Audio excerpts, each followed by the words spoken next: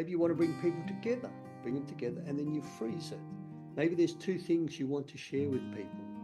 Make the gesture and you freeze it. Maybe you want people to think outside the square. Make the gesture and freeze it.